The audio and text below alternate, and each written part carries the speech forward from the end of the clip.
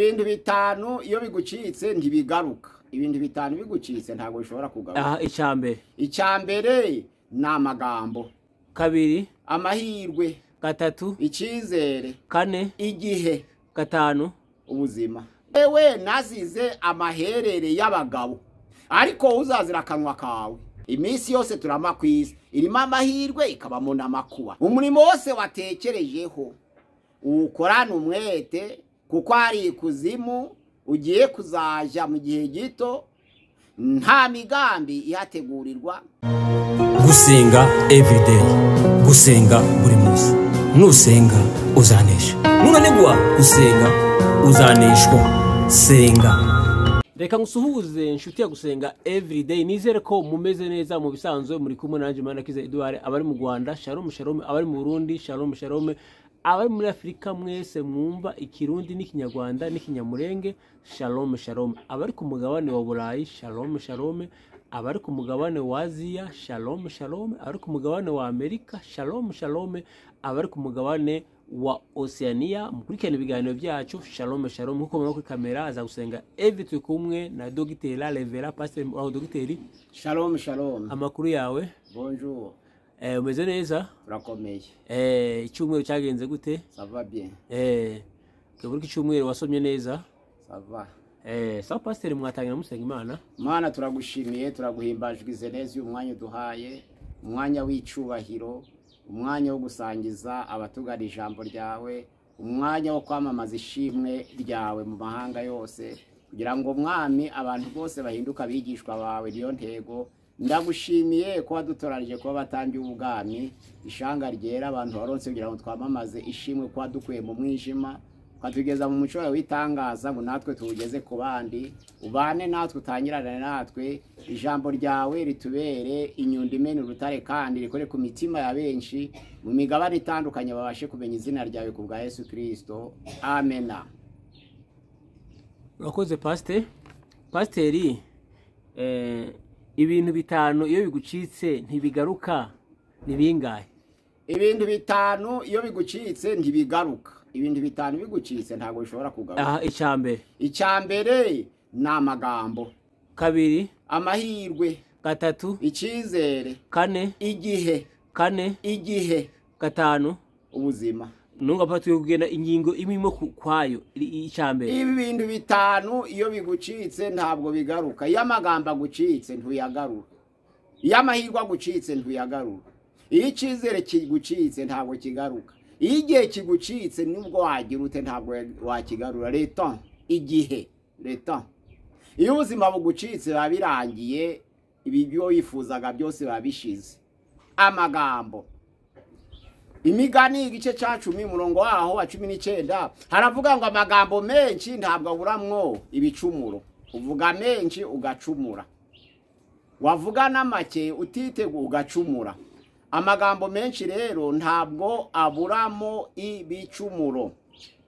Petero yaravuze mu rwandiko rwa mbere igice cya 3 umurongo waho ni wa 10, haravuga ngo ukunda ubugingo bwe arinde ururimi rwe rutavuga ibibi, n'iminwa ye itavuga iby'uburiganya. Umuntu wese ukunda ubugingo bwe arinde ururimi rwe rutavuga ibibi, kandi arinde n'iminwa ye itavuga iby'uburiganya.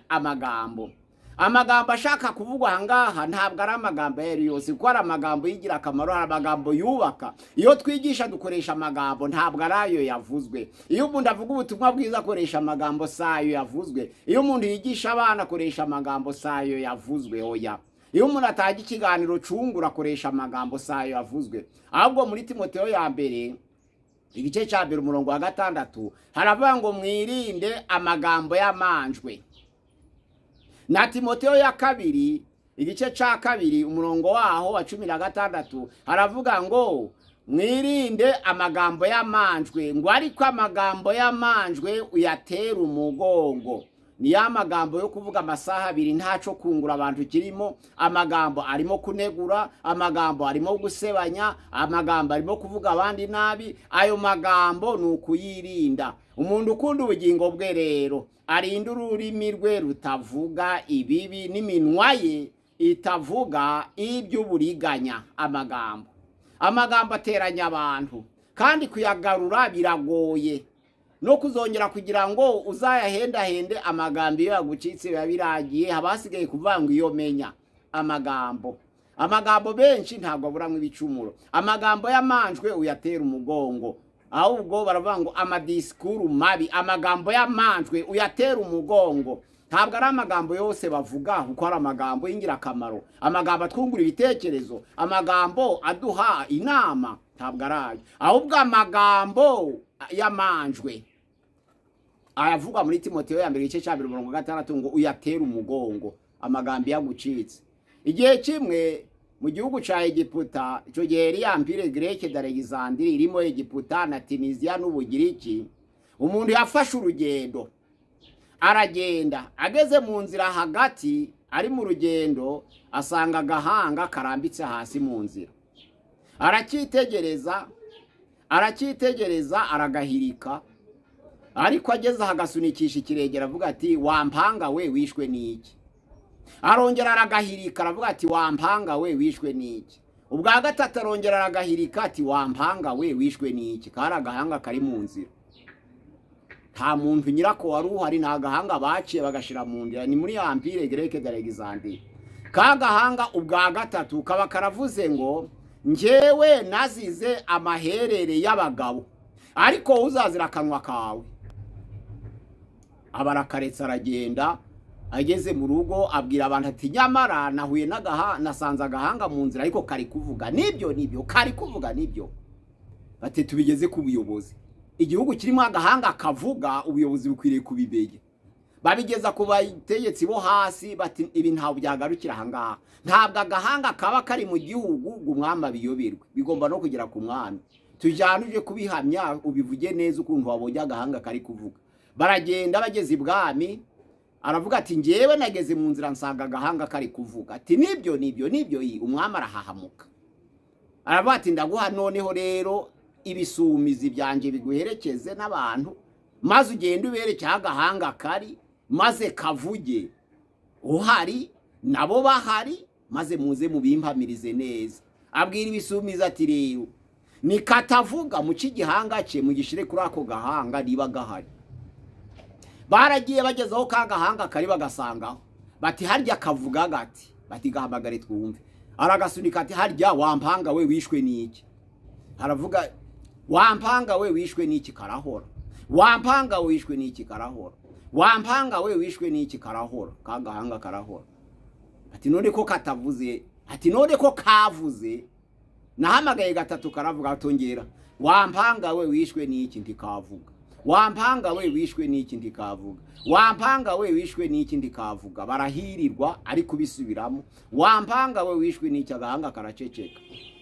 Bakoresha itegeko ry'umwami yari yababwiye ngo ni katavuga, baci igihanga cye bakirambika iruhande rwako gahanga. Ako kanya baci igihanga cye bakirambika uruhande rwako gahanga. Azira amaherere y'amagambo, abandi baraziza amaherere y'abagabo. Amagambo benshi ntabwo aburamwe ibicumuro. Icya kabiri, amahirwe. Guta amahirwe ni ikibazo gikomeye. Buriya Yuda yari afite amahirwe akomeye, namwe murabireba. Yesu Kristo atoranya intumwa ze muri Mateyo 10:1 kugeza ku 3, agashiramo Yuda. Yari amahirwe atagira akagero, uzi kugira ngo ku isi utoranywe n'Imana mu bantu 12. Uwavuga ngo utoranywe n'abantu ku isi 12 nawe ubemo, aba ari amahirwe adasanzwe. Ni amahirwe yo kwitabwaho, ni amahirwe yo kurinda, ni amahirwe akomeye cyane, ariko ntiyaha agaciro. Kudaha agaciro amahirwe wahawe n'Imana rero babyita ngo gukerensa. Ijambo ry'Imana riravuga muri Matayo 27:3 kugeza ku 10, ukuntu yicujije agakurikira abatambyi ibice by'ifeza 30 bari bamuhaye ashaka kubibagarurira. Baravuga bati no, ini marchandise vandi ne ni reprise ni échange. Ntabwo marchandise yagurishijwe igomba kongera gusubizwa. Yagurishije amahirwe ye yo kwitwa intumwa ya Yesu Kristo, ariko akurikira abatambyi abagarurira ifeza. Barazanga bati byagurishijwe ntibisubizwa. Amafaranga ayajugunya mu rusengero arimanika, nabo ya mafaranga bayitegereje bagira ubwoba, barayatinya, barayafata, baravuga ngo ni amafaranga yaguze umwana w'Imana. Baragenda baravuga ati none se tuyate cyangwa tuyapfusha ubusa. Baragenda bayagura isambu, iyo sambu bayita ngo ni isambu y'amaraso, bayita ngo Hakerudama, bivuga ngo ni isambu y'amaraso. Yuda abataye amahirwe ye, bimituma ahubwo agera no mu gihe cyo guta ubuzima bwe ariyahura. Na ya mahirwe yashakaga y'amafaranga ntiyabona, kuko yataye amahirwe yari yahawe n'umwami Yesu gutoranya mu bantu 12. Abantu benshi rero bakerensa iby'Imana, bata amahirwe bahawe n'Imana. Na Esawu niko byagenze, yari imfura kuri Yakobo.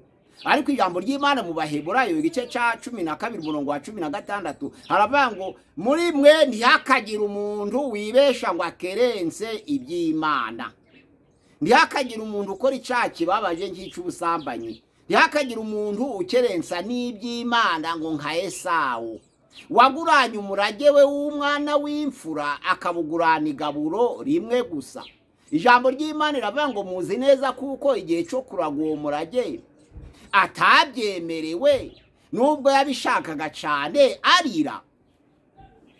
Ntabwo yabyemerewe, yabishakaga ariko ntiyabyemerewe kuko yakerenjeye. Bivuga ngo guta amahirwe yahawe n'Imana, hariya bakoresheje ijambo mu Baheburayo 12 umurongo wa 16 ngo gukerensa, akerensa iby'Imana ibifite agaciro. Umurage w'umwana w'imfura arawukerensa, ayugurana igaburo rimwe gusa.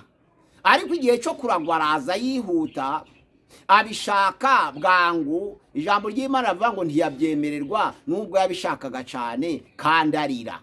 He kugira umuntu ukerensa iby'Imana, he kugira umuntu ukerensa amahirwe yahawe, he kugira umuntu utakaza amahirwe ntagaruka. Amagambo ntagaruka, amahirwe ntagaruka. Yuda yarabyifuje ntibyagaruka.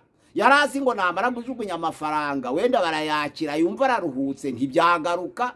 Esawu yabushatse arira, umurage w'umwana w'imfura ntibyagaruka. Yari yarangije kugurana igaburo rimwe na murumuna we Yakobo. Umurage uragenda, amahirwe abaramutaye aragenda. Icya gatatu gitakara ntikigaruke ni icyizere. Amateka y'abana ba Yakobo ko ari 12, uburyo bagurishije Yozefu, uburyo ubuhanuzi bwo gusoza inzozi bwari bumaze kugera, uburyo se yamutoneshaga, uburyo bene se babimwangiraga bakabyangira na se kuko yamwambitse ikanzu yagombye kwambikwa umwana w'imfura Rubeni. Baramwanga, banga se, banga Yozefu, bamugira inama yo kumugurisha. Ijambo ry'Imana riravuga ngo baramugurisha.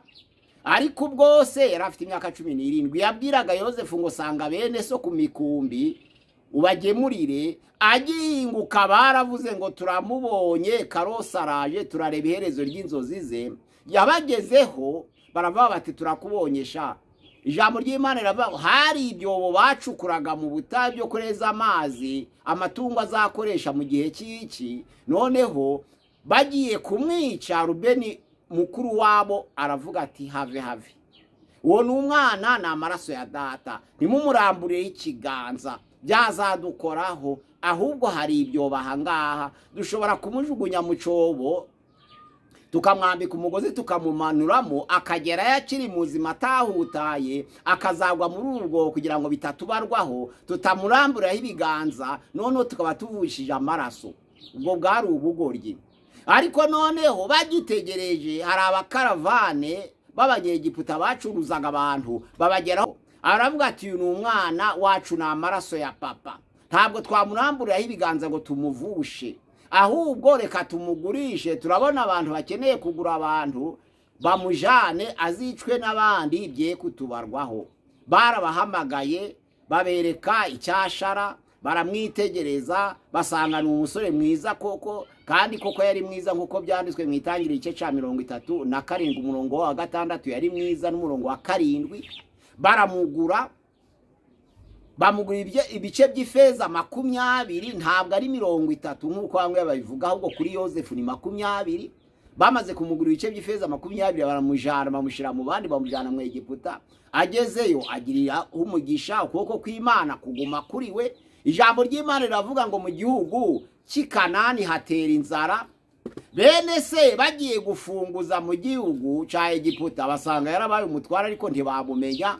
Icyo nshaka kugambirira, cyo ngambiriye ni itangira ibice 42 umurongo waho wa 16 haravuga ngo Yozefu ntabwo yabagiriye icyizere, yarabamenye. Ku murongo waho wa 5 ntibamumenya, aganira nabo ntibamumenya, arabamenya, yihindura indyarya. Ku gice cya 42 umurongo wa 5 noneho aza kuzibwira bene se ku bice 45 umurongo wa mbere. Ico gice cyose abariho aza kuzibwira bene se, ariko kuva ku gice cya 42 umurongo wa 5 kugeza ku gice cya 45 baganira n'umuntu batazi.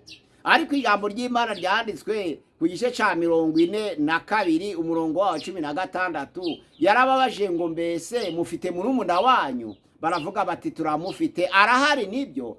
Bati nibyo. Yatekerezaga kuri Benjamin, yaravugaga ati ubwo bangurishije aba bantu n'abanyazi ntabwo nabagirira icyizere, abahangaye kungurisha ndi mwene se ntabwo bigeze bababarira Benjamin. Ndabizi buriya Benjamin ntakiriho, buriya bamaze kunyica bica Benjamin, ntiyabagirira icyizere. Aravuga ati ese data ariho? Batarahari. Yatubyaye turi 12, umwe muri two atuvamo aribwa n'inyamaswa, ariko twaramukundaga. Hasigaye 11, umuhererezi yitwa Benjamin arahari. Ati noneho rero niba data hari na Benjamin akaba hari, mugende mubanzanire nzabafungurira. Bitabaye bityo ndasigarana umwe muri mwe. Ni ukuvuga ngo yarazi ko bangaga se kuko yari yaramutonesheje, yarazi ko bamwangaga kubera ari mwene se, atekereza ko urwo rwango barukomereje no kuri Benjamin, ntiyabagirira icyizere. Aravuga ati abantu bangurishije banziza ko data nkunda na data baramwishe, ahubwo na murumuna wenje Benjamin ntabwo akiriho kuko urwango bangiriye nawe bararumugiriye. Nizo mpamvu atabagiriye icyizere, yigira indyarya igihe kirekire. Kuva ku gice cya 42 umurongo wa 5 kugeza ku gice cya 45 baganiraga n'umuntu batazi, ariko we yarabamenye ico gihe agayemera kwigira indyarya, ndetse baramucumuza. Uzi kwigira indyarya igihe kirekire, arabamenya baramucumuza. Ariko Yozefu ku gice cya 45 aravuga ati ninje muhumure, ninje arirana nabo, ariko ntiyabagirira icyizere. Icyizere gitakaye biba birangiye. Nubwo bamusanze mu Egiputa, nubwo yabakiriye akomeye, nubwo yabazimaniye ibisaga, ariko ntabwo yigeze abagirira icyizere. Yakomeje kubana nabo, ariko ntabwo yigeze abagirira icyizere ku byo bamukoreye n'agahinda bamugurishije afite. Ntabwo yigeze abagirira icyizere. Rero iyo amagambo yagucitse ntagaruka, iyo amahirwe agucitse ntagaruka, iyo icyizere kigucitse ntikigaruka. Icyakane ni igihe ni ikihe, nibwo buzima bw'abantu. Abaefeso 5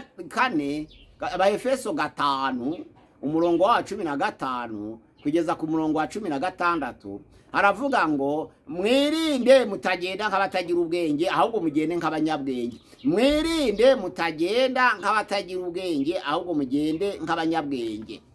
Mucunguze uburyo umwete kuko igihe hari kibi. Hariya mu zindi ni baravuga ngo mugure mucungure igihe kuko iminsi ari mibi. Rachetez le temps car les jours sont mauvais. Mucunguze uburyo umwete kuko iminsi ari mibi. Abantu badakora bapfusha amahirwe yabo ubusa. Ni ukuvuga ngo hari igihe mu minsi yawe yo kurama wakwiriga uryamye, muri wa munsi wiriga uryamye akaba ari wo wari uw'amahirwe yawe, ukaba washoboraga kugenda wa munsi ukawubyaza umusaruro. Niyo mpamvu umuntu ushaka kugerageza ubuzima bwe akora buri munsi kugira ngo arebe ko wa munsi w'amahirwe nawe ufatisha. Ushobora kwiriga uryamye kuva mu gitondo kugeza nimugoroba, akaba ari wo munsi wari uw'amahirwe wawe, kandi wa munsi ntuzongere kugaruka. Igihe abantu bati igihe. Nizo mpamvu icaca 26 twaganire ku caca yitwa ubunebwe. Icaca ubunebwe ni icaca bicane gitakaza amahirwe menshi. iminsi yose ntiwamenya ngo umunsi urimo amahirwe n'uwuye. Uretse ko iyo minsi irimo amahirwe ikabamo n'amakuba, ku Imana niyo yabigena. Iminsi yose turama ku isi irimo amahirwe ikabamo n'amakuba, irimo ibyago ikabamo n'ubuzima bwiza. Iyo minsi rero tugira hano ku isi tugomba kuyikoresha yose kugira ngo ya makuba duhure nayo yose atwigishe, na ya mahirwe tuyakacire nayo tuyungukemo. Kuko n'amakuba nayo Imana yashiriyeho kutwigisha, n'amakuba nayo Imana yashiriyeho kutwigisha no kudukosora. Nizo mpamvu ayo makuba nayo nibyo ni ngombwa ngo abeho. Ariko na ya mahirwe nayo aba muri ya minsi yacu Imana yaduhaye yo kurama nayo tuyakacire. Imyaka 70 urama, ukirirwa wicaye iminsi 2, ukirirwa wicaye icumweru udakora, uri mu kiryabarezi cyangwa uri mu makari turi mu biki, wenda nabyo birungura, ariko kenshi usanga abantu bapfusha igihubusa. Rero ijambo ry'Imana riravuga ngo bene data, mwirinde uko mugenda, mutagenda nk'abatagira ubwenge, ahubwo mugende nk'abanyabwenge, mucunguze uburyo umwete kuko iminsi ari mibi. Abefeso 5 igice cya 15 n'icya 16. Abatesalonike ba 2 igice cya 3 umurongo waho wa 7 kugeza ku murongo wa 10 hari amagambo Pawulo yahavugiye, aravuga ati nyamara nico gituma natwe dukoresha uburyo bwose tugakora ku manywa na nijoro, kugira ngo tutaremerera umuntu wari we wese, atari uko tutabafiteho ubutware, kuko tubabwiriza ubutumwa bwiza. Twari dukwiye kubasarura mu ibyo gutunga imibiri yacu, ariko ntabwo dukunze gukoresha ubwo buryo ngo tubishireho ubutware kugira ngo tutabera inkomyi ubutumwa bwiza twahawe, kandi kugira ngo bisore muri rya jambo rivuga ngo tubahe icyitegererezo ngo mugere ikirenge mu cyacu, udakora ntakarye. Kugira ngo udakora ntakarye. Igihe iyo kigucitse biba birangiye, amagambo yagucitse biba birangiye, amahirwe yagucitse biba birangiye, icyizere iyo kigucitse kiba kirangiye, igihe iyo kigucitse kiba kirangiye, biba birangiye. Icya gatanu ni ubuzima.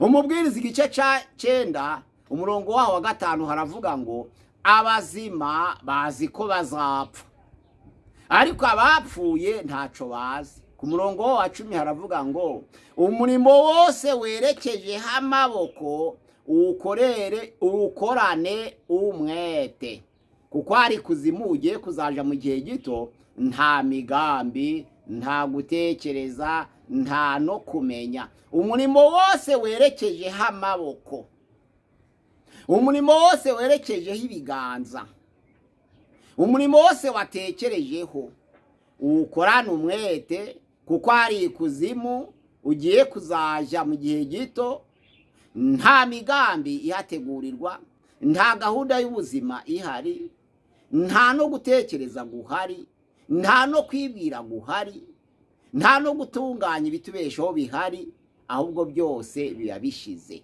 Umurimo wose werekeje amaboko. Ubuzima iyo bugucitse biba birangiye, ntabwo wabugarura. N'amagara araseseka ariko ntayoreka. Niko n'umugani wa Kinyarwanda uvuga ngo amagara araseseka ntayoreka. Iyo ubuzima bugucitse biba birangiye, bugucika rimwe.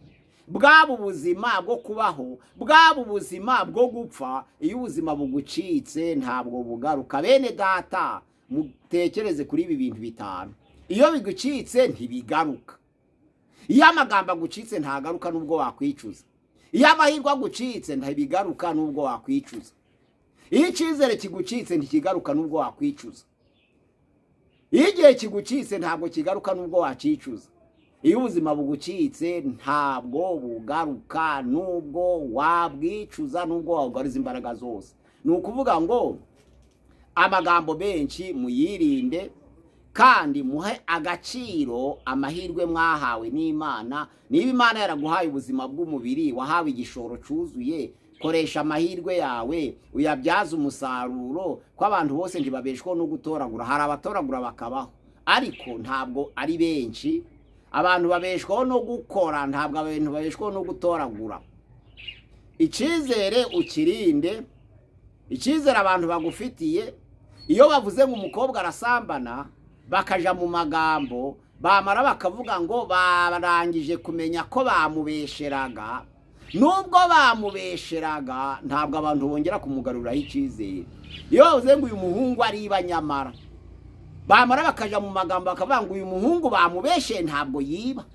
Nubwo bavuga ngo bakubeshe ntiwiba, ariko ntabwo bongera kukugaruriraho icyizere, barongera bagatekereza ati barabivuze. Uko bonye akikanga attention aseme, uko bonye akikanga attention aseme, ntakugirira icyizere kuko bavuze ngo wigeze wiba. N'uwigeze wiba nta wakwemera kumucumbikira ngo asinzire. Imana yacu dusange tumenye ko amagambo atagenzuwe yakora ku bantu, tumenye ko gutakaza amahirwe ari bibi, tumenye ko gutakaza icyizere ari bibi, tumenye ko guta igihe ari bibi, kwirirwa umuntu aryamye ntaca akora ntaca atekereza ari bibi, tumenye ko gutakaza ubuzima ari bibi. Ibyo bintu bitanu iyo bigucitse ntabwo bigaruka. Murinde ibyo bintu bitanu mu izina rya Yesu Kristo. Amen. Reka pastor tugushimire tukubwire ngo Imana iguhe umugisha. Reka dushimire umuntu wakanze subscribe cyangwa akoze sabone. Reka dushimire umuntu ufata ibiganiro byacu akabisharinga akabiparita cyangwa akabihereza inshuti ye, tukubwire ngo nawe Imana iguhe umugisha. Reka dushimire abantu muzamudushikira kuri gusenga everyday muri ku mpande zine, tubabwire ngo Imana ibahe umugisha, Imana ibahire ibyo mwerekeje amaboko byose, Imana ibahe umugisha, kandi Imana yo mu ijuru yibuka imirimo yanyu mu izina rya Yesu. Ikiganiro naho ubutaha pastor sinzi ko cyo wakongera. Shalom shalom. Kuri channel ya gusenga everyday ni 0786696620. Channel ya gusenga everyday